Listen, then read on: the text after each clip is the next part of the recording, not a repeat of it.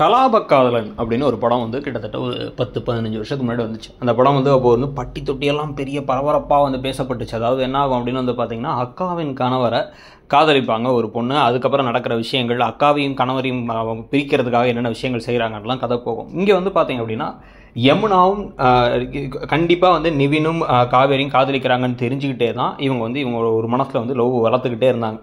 ஆனாலும் வந்து பார்த்திங்க அப்படின்னா, அவங்க வந்து கல்யாணம் ஆகாமல் செட் ஆகாமல் இருந்தால் சரி அப்படிங்கிற மாதிரி நினச்சிட்டு இருந்ததுக்கு ஏதுவாக தான் நடந்துச்சு. ஒருவேளை கல்யாணம் ஆகி வந்தால் இந்த கதையும் ஒரு கலாபக்காதலன் கதையாக இருக்குமாங்கிற மாதிரி வந்து நடுவில்லாம் வந்து ஒரு மாதிரி நெருடலான காட்சிகள்லாம் இந்த கதை வந்து போயிட்டு இருந்துச்சு. ஒரு கட்டத்துக்கு மேலே இப்போ என்ன ஆச்சு அப்படின்னு வந்து பார்த்திங்கன்னா, எப்படியோ அதெல்லாம் நடக்காமல் இப்போ நிவினை வந்து இதே காவேரியன் விஜய் மூலமாகவே கல்யாணம் பண்ணிக்கிட்டாங்க யமுனா. ஆனால் அந்த யமுனாவுடைய கதாபாத்திரம் நாளாக அதுவும் கட்டாயப்படுத்தி விருப்பமில்லாத ஒருத்தரை கட்டிக்கிட்டதுக்கு பிறகு மாறிக்கிட்டே இருந்துச்சு. இப்போ புதுசாக வந்து பார்த்திங்கன்னா, இன்னமும் வந்து ஒரு பெரிய பிரச்சனைகள் வரதுக்கான வாய்ப்புகள் இருக்குது அப்படிங்கிறது தெளிவாக தெரியுது.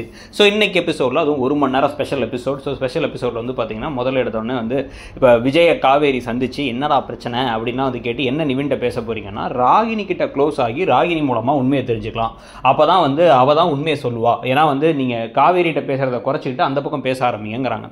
ஸோ அதை வந்து பண்ணலாமா வேணாமா நிவின் நான் யோசிச்சு பண்ணுறேன்னு சொல்லும் பொழுதே, இந்த இடத்துக்கு கிளம்பி போகும் பொழுதே யமுனா சந்தேகப்பட்டாங்க. இதில் வேறு என்ன பிரச்சனைனா, ஏற்கனவே போலீஸ்க்கு இந்த இடம் தெரிஞ்சிருச்சு, ஆனால் இடத்த மாற்றணும்னு விஜய், ஆனால் இடத்தையும் மாற்றலை. ஸோ இதில் இவங்க 2 பேரும் வாசலில் நின்று பேசுகிறத பார்த்து யமுனா போலீஸுக்கு கால் பண்ணி இன்ஃபார்ம் பண்ணிடுறாங்க. அதுக்கு முன்னாடி என்ன பண்ணுறாங்கன்னா, நீங்கள் எங்கே போனீங்க, அவ கூட சேர்ந்து வாழ ஆரம்பிச்சிட்டிங்கன்னா, இல்லை அதெல்லாம் ஒன்றும் கிடையாது, நான் விஜயை பார்க்க போனேன்னு இவர் கத்துனாலும் அவங்க கேட்குற மாதிரி இல்லை, அவங்களோட எண்ணங்கள் எல்லாமே வந்து மட்டமாக தான் இப்போ இருக்குது. ஸோ இப்போ அதனால என்ன ஆகிடுது, யமுனா போட்டு கொடுத்ததுனால விஜயை இப்போ அரெஸ்ட் பண்ணிட்டாங்க. அதுக்கு முன்னாடி விஜய் என்ன பண்ணார், 2 நல்ல விஷயங்கள்லாம் பண்ணார். ஒன்று என்ன பண்ணார்னா, குமரன் கடன் கேட்டு கிடைக்காத போது குமரனுக்கு என்னென்ன பொருள்லாம் டேமேஜ் ஆச்சோ அதை இவரே ஆர்டர் பண்ணி அனுப்பினார். காவேரி கிட்ட கொஞ்சம் நேரம் ரொமான்டிக்காக பேசிக்கிட்டு இருந்தார். தன் தழும்பெல்லாம் போகிறதுக்கு ஏதோ க்ரீமெல்லாம் அனுப்பிட்டு இருந்தார். இப்போ பெரிய பூகம்பமாக என்ன ஆயிடுச்சுன்னா, அவர் அரெஸ்ட் பண்ணிட்டாங்கிற நியூஸ் தெரிஞ்சு பதறி போயிட்டாங்க இப்போ காவேரிக்கு இப்போ என்ன பண்ணுறதுனே ஒன்றும் புரியல. ஏன் இப்படி நடக்குது, என்ன இப்படி யார் சொல்லியிருப்பா? ஏன்னா நிவின் மட்டும் தான் கடைசியாக வந்தார். நிவின்கிட்ட ஃபோனில் பேச நிவினுக்கு புரிஞ்சிருச்சு இது யமுனாவோட வேலையாக தான் இருக்கும் அப்படின்ட்டு. ஸோ இப்போ வந்து பார்த்தீங்க அப்படின்னா, வீட்டுக்கு யமுனா கேஷுவலாக வந்துட்டு என்ன அவையும் சோகமாக இருக்கா. அவர் உள்ளர போனால் இவளுக்கு என்ன, இவ மனசுலலாம் நிவின் தானே இருக்காங்க, அதான் தனி வீடு பார்க்குற அளவுக்கு மாறிட்டாங்கல்ல, அதான் உண்மையான பொண்டாட்டியாக தானே ஓடி போயிருக்கணும்ல அப்படின்லாம் வந்து கங்கா கிட்ட பேச, காவேரி ஓடி வந்து கேவலமாக ஏண்டி பேசுகிற அப்படின்னு கத்துனா இப்போ முழு வில்லியாக மாறிட்டாங்க யமுனா.